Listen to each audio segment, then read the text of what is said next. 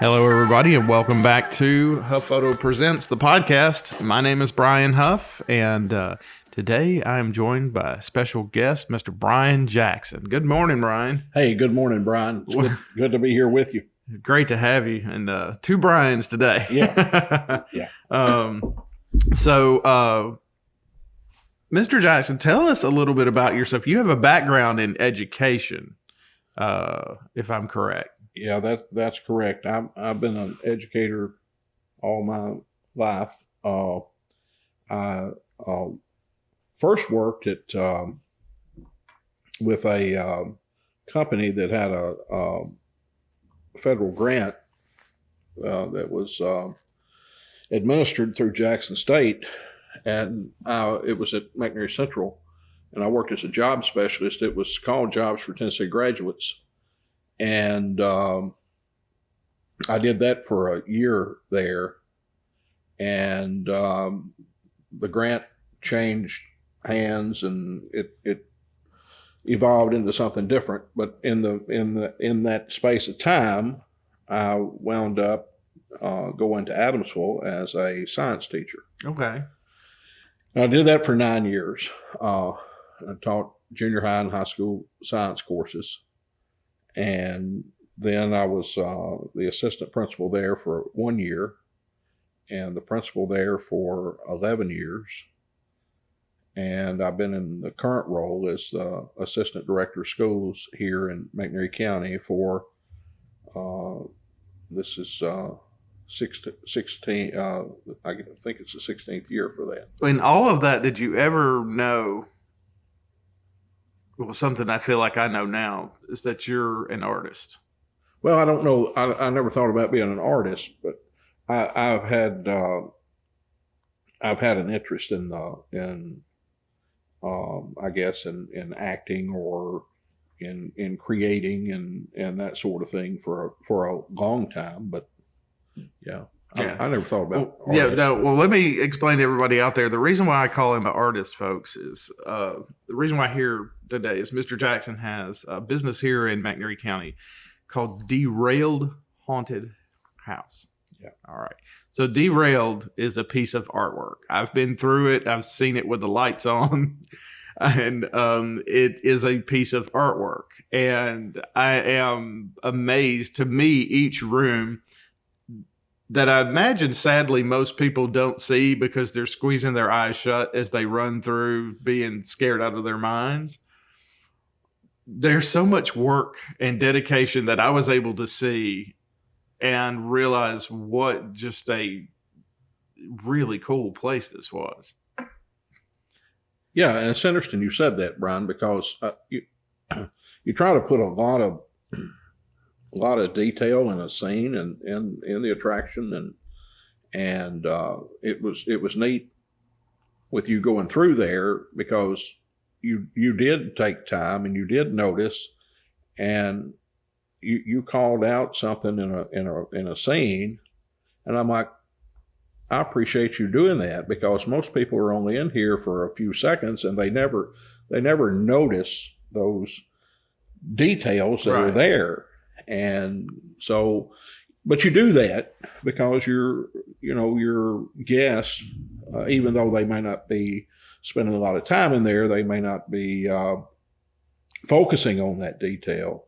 All of that helps add to the realism. Sure. It all helps add to that suspension of disbelief that you want to try to create.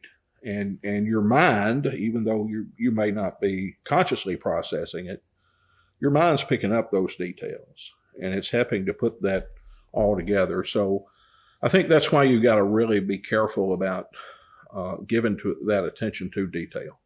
Yeah. Well, I mean, the whole thing that I see and going to you speaking to suspending the disbelief, it was with me actually seeing it and smelling it, because there's some of the places in the haunted house that actually have smell pods that you showed me that add to that level.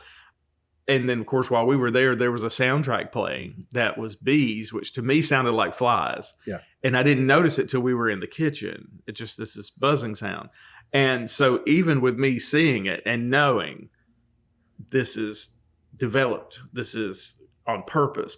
It was hard for me to separate that from reality still. And that, I think that goes to show the layering that you've done to affect all the senses with the eyes and the smell and the hearing and everything. So you've got this, what I would call an immersive experience. And I can only imagine. I'm challenging myself to actually go through it this year for real. I've laid that challenge down to myself. So I'm nervous and excited, and I think that for someone like me, that I have a pretty active imagination.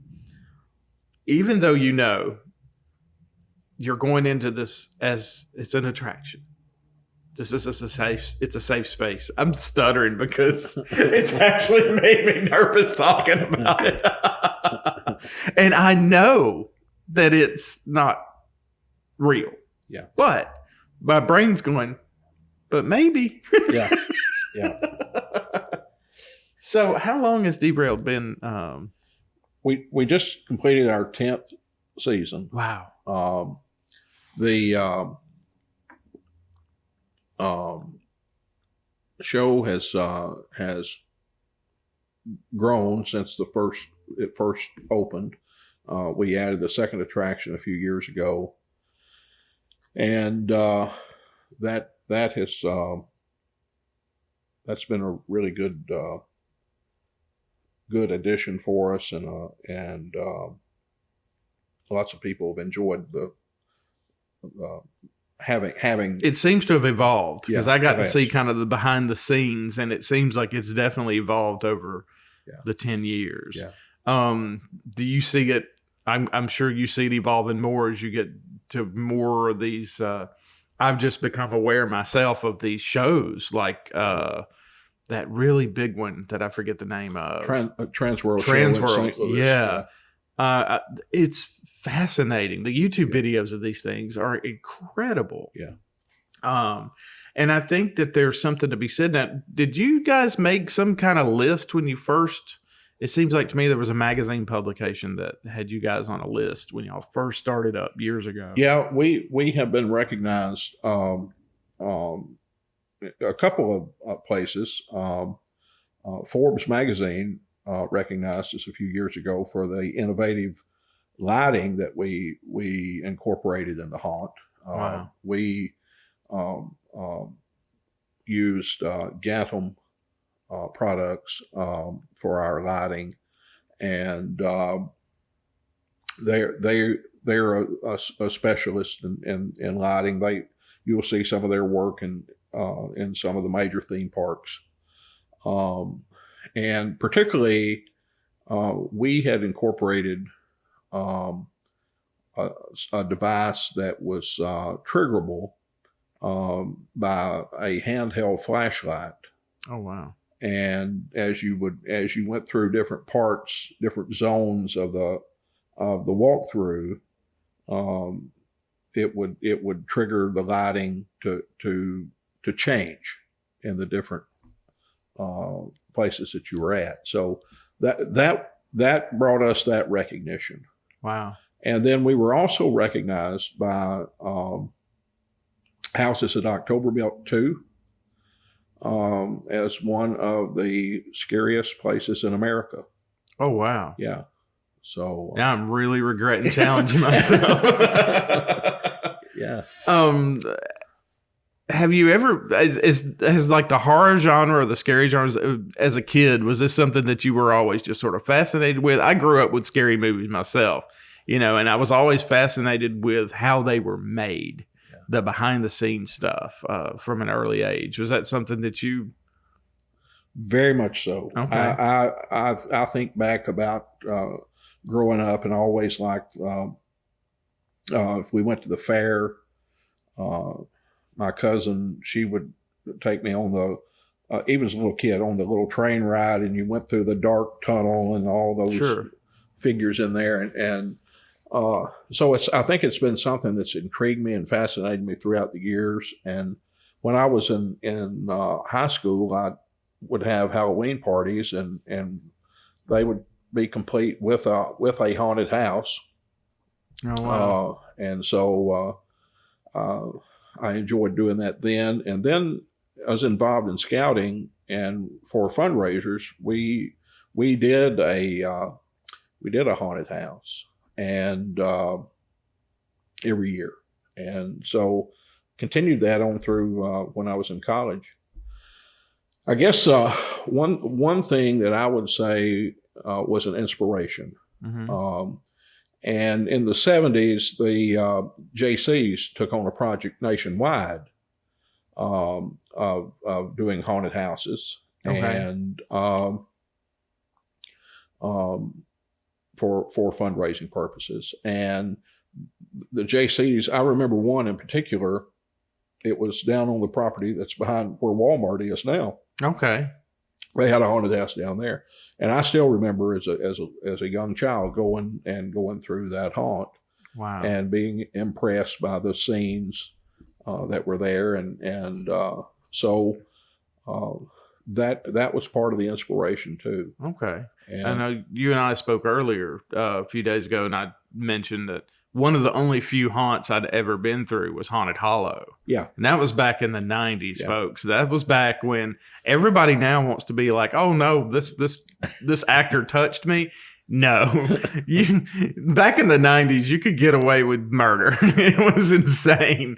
And I remember this one part of the haunt where you had to walk across this tiny bridge across a big creek, basically. Right. It was dried up, thankfully. And then there was a guy on a deer stand above us. Yeah. And as you got about a quarter of the way on the bridge, he says, "Get off my bridge," and shot a flamethrower out over it. You felt the heat. It was insane. I mean, it was really effective. it was, and that really built a culture for that. That was kind of a like a rite of passage. It was the thing to do. Sure, absolutely.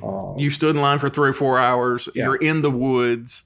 Yeah. I mean, just in the woods was enough for me at night. Yeah, that was a really big show for a long time. Yeah, I mean, but I think you're right that built this sort of almost a culture here of like, this is the one thing you got to do. You're old enough now, you got to go through Haunted Hollow. Yeah. And was it the fire department that used that for a fundraiser back then? I can't even remember. It seemed like I remember it was guys or Mickey Fire Department, somebody in the 90s that did that, but made sense because you needed first responders. Your Derailed is actually 2 separate attractions. Yeah, we have the original attraction is called Vengeance, and that's what we developed first, and then we incorporated within the area there Terratown in 3D. And that brought a whole different dynamic because it's unlike anything that you'll find around here. Right. And I think that's one thing that draws people to come to see that, because it's not something you're going to see anywhere else unless you go to St. Louis or sure. Yeah, no, I think you're right. That people that live here that haven't been there, like myself, you're not ready. When you see that building, which, by the way, derailed, and it's an old, was it a train depot building? No. I noticed it right there by the train track. Actually, the old depot sat in front of between the building and where the railroad track is now. Oh, okay. That building, a little bit of the history of the building itself. Mr. A.B. Ham operated Ham Store, or created Ham Store in 1873 in Shawally. And Mr. Ham was a Civil War veteran, Confederate veteran. And he eventually moved the store to Raymer. Okay. And in that location where the building is now, and built that building in 1906. Okay. So it operated as Ham Store for several generations. Wow. And the Ham family sold the business. I believe it was 1973. They had operated over a century. Wow. That they had in operation. So the building, I remember going there as a youngster, and one of the neat things about the going to Ham Store was occasionally you could ask to go upstairs, and upstairs they had a skeleton. And so I guess that's one thing that kind of stood out to me about that building. Oh, and wow. Thinking back as a kid and going in there, and I always wanted to go see the skeleton. And so the skeleton was actually one of the Ham daughters was married to a physician, and right. So this would have been an actual skeleton. It was because that's a what real they human used. skeleton, Right. Yeah. And it did have it had painted on the skeletons different muscles on the bones. But the skeleton's laid out there. It didn't have no skull. There was no skull. Oh, wow. But they had a mask. That's worse. And it was laid out in this crypt-like box. It was a neat presentation the way they had it up there. And so I would imagine every kid that was growing up in Raymer at some time went upstairs to see the skeleton. Yeah. And anyway, that was a little bit of that history. But the building sold, which is another story in itself. That building, just the way it was set up, the cashier system that they had with the little trolley track. I noticed that when I was there for the final auction of the building. I got to walk through and see everything, and I was like, what is this? Yeah, it was pretty amazing. And so it changed hands, and eventually Charles and Frances Holly bought the store, and they ran it was kind of a general store, grocery store there for probably about a decade. And then Mr. Jim Gray, who had come to Raymer originally with Levi Strauss. Yeah. He was general manager for Levi. And then when Levi closed, Mr. Gray eventually starts Action Apparel. And Action Apparel acquires the building. Right. And Mr. Gray operated Action Apparel there for probably 20 years. I remember the signs with being younger and seeing those Action Apparel signs out there. And then when he did a lot of projects even after he closed the business. He did some work for people that would. It's an amazing building. Yeah. I mean, it's a great space. Yeah. And people don't understand. I mean, it had really good structure to it. Yeah. Still does. I mean, the huge staircase that goes up to where the upstairs was. I mean, it's beautiful. It's just amazing. Yeah. So, and that Mr. Gray did add on to the building. Okay. From the original structure, there's a part in the back and along the side that he added on. I noticed that didn't quite fit, so I figured they were add-ons. Right. Okay. Well, that's wow. So this building has an amazing history. I just can't believe that the skeleton story is so cool. Well, and another thing that happened after we opened, Mr. Gray's daughter-in-law came in and kind of like you did a few years ago when she wanted to walk through and see things. And so I was showing her through and she noticed some body bags. Mm-hmm. And she said, "That's really neat, Brian." She said, at one time, Action Apparel made in this building body bags for the Los Angeles Police Department. Oh my God. And I thought, I had no idea. Right. And here, we had incorporated that into one of the scenes. So, oh wow, that was kind of neat. Art imitating life. Yeah. Wow. Yeah. Holy cow. That kind of like really makes you think. I was really amazed at just looking at the outside. You still have so much potential space to still even add on and stuff. And still, it's fun because to me now, looking at it today and thinking about when you guys started 10 years ago, it's like a living piece of artwork. It's going to change. Right. So if you saw it 5 years ago, you haven't seen it now. Right. You need to come back because it's going to keep changing and changing into different stuff. So that's super fun. Well, and that's true. It's ever changing because we are, even during the season when we're operating, it's not a major overhaul that we're doing, but right. but something, we have changed something in the scenes, trying to add more realism. Right. And it makes sense because you see it actually functioning. Yeah. And then you get the actors in place and everything. I would imagine you were like, oh, wait a minute. If we move this and switch this, we would have, that makes sense. So even if you saw it last year, this year, there's a good chance there's going to be something that you have no idea is coming after you. Yeah. Oh, man. It's funny to me how just sitting here talking about it has made me nervous.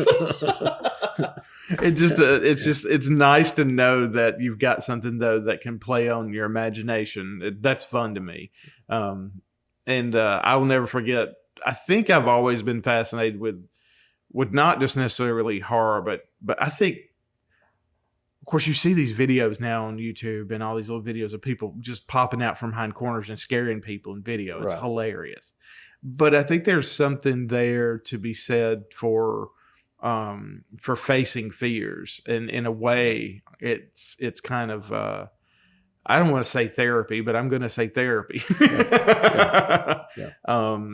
But looking back or looking forward rather, for Derailed, is there any kind of stuff that you've got in mind that, or you don't want to give away too much, I imagine, because you want everybody to be shocked when they come through? Of course, I don't see how they're not going to be.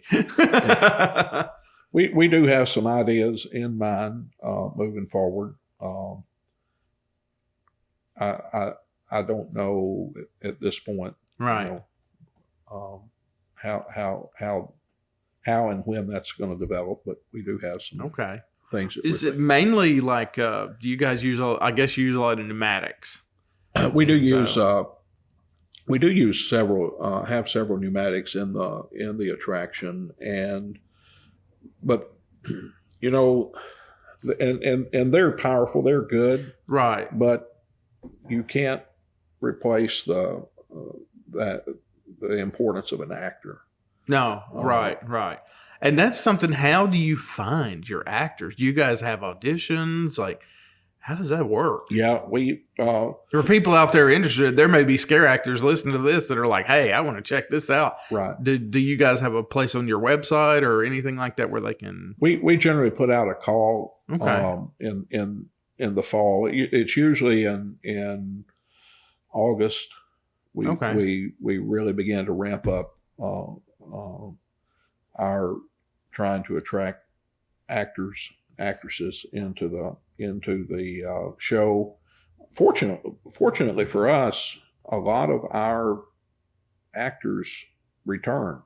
I was about to say, if they enjoyed, I'm sure you got a high return rate. Yeah.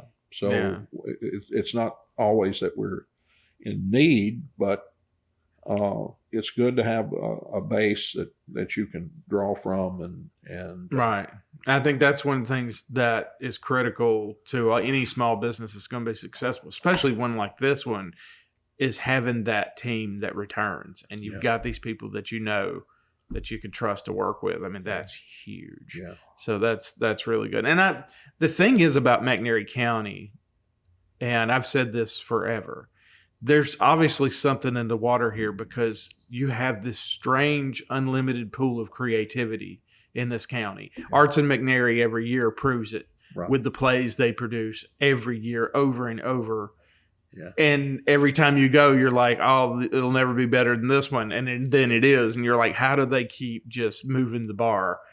And they do. And it's just because of here in this county, it seems like there's just this concentration of really creative people. Yeah. And I've been fortunate enough here at Huffoto to have so many creative people to reach out to and work with when it comes to photography, even videography. I've got a list in my brain of people that if I have a project in mind, I can call this person, and chances are they're going to say, when do I need to be there? And that is absolutely just invaluable. It is worth its weight in gold to have people like that you can reach out to. And yeah, I think we're really fortunate here in McNairy County to have that. Yeah, and I don't think it's very well known. Well, or maybe it is, yeah. but I feel like maybe it can never be too known.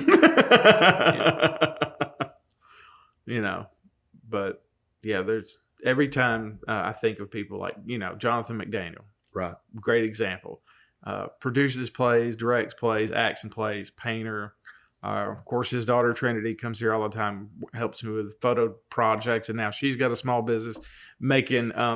That's interesting. That would be a thing for Derailed too, is that they make stuff out of dead things. So they have necroflora oddities. She has an oddity shop now. Okay, and perfect fit. Yeah. But it's just. I feel so fortunate to have gotten to meet so many creative people like yourself. I mean, folks at home that are listening to this don't see the very normal person sitting across from me that just looks completely like he does not own a haunted house. But I love it, and I think it's amazing and fantastic. And I appreciate you guys working so hard to bring something so creative. Yeah. It is a living. I say living because it changes and evolves. It's a living piece of artwork. Yeah, and those are my favorite because, I guess by design though you don't know what's next. Yeah, and so that keeps everybody on the edge of their seat. Well, and part of the what we're about is also trying to enhance the community. Sure. My business partner is Chris Sweeney, and he's a city commissioner there in Raymer, and we both have a lot of interest in the community. Absolutely. And wanting to support the community. And this is tourism. Right. Or it's scarism. Right. Or dare I say terrorism. That word's got bad connotations, but still. This brings people in, which, I mean, brings tax dollars in. When we first had the idea of starting and we were looking for a location and we saw that building was going to be sold. It was going up for absolute auction. And we at that time, we knew we wanted to do a haunt, but we didn't know where. Sure. And so we decided we'd go look at that building and see if it might be something that would fit what we were thinking. And we looked at it and we decided we'd bid. We had a cap that we were and we wound up getting it. And so once we got it, we had to do something. But I think the thing about it, I'm glad it wound up being in Raymer. Sure. And even when we were going through the process of getting the approval for occupancy, one of the engineers came down looking at the building and said, "I don't know why you want to do this." And I said, "Well, you probably don't." But I said, "I grew up here." And I said, this building, this means a lot to this community, and it means a lot to me. And I want us to do something here that's going to keep it involved in the community.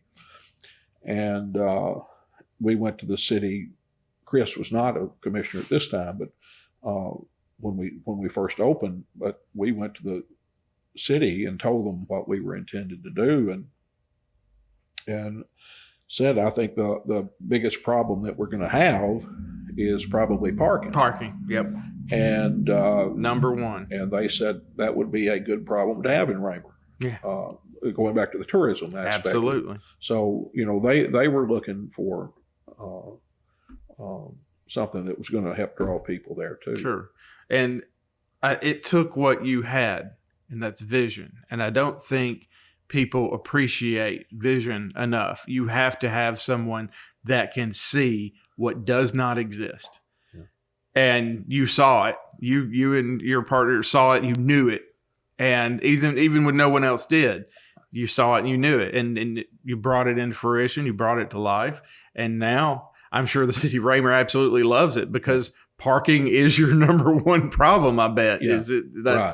So that actually became a reality. Right. And so that's an awesome story. Yeah. That's so cool. And I love the fact that it's in Raymer, because to me, the fact that you have to drive out away from everything adds another layer to what we were talking about earlier. A lot of your scary movies happen in a little small town out in the middle of nowhere. Yeah. And you've got this in the perfect spot to start suspending that disbelief on the drive in. Yeah. You get the vibe. Yeah. So, I mean, that's perfect. Yeah. Well, Brian, thank you so much for coming out today and joining me here and discussing this. Well, you're welcome, Brian. So excited. Yeah. And I'm looking forward to when I'm going to put myself through this October. And folks here on the podcast are hearing it, so they're going to know. They're going to be like, "Yep, you got to do it. You said you would." So yeah, you'll have to follow up with my doctor. Well, thank you, Brian. Thank you. We're appreciative for this opportunity. Yeah, well, appreciate you having you here, and everybody out there in podcast land. We'll be bringing you some more information on Derailed and all their dates when they're open, and we will see you on the next one.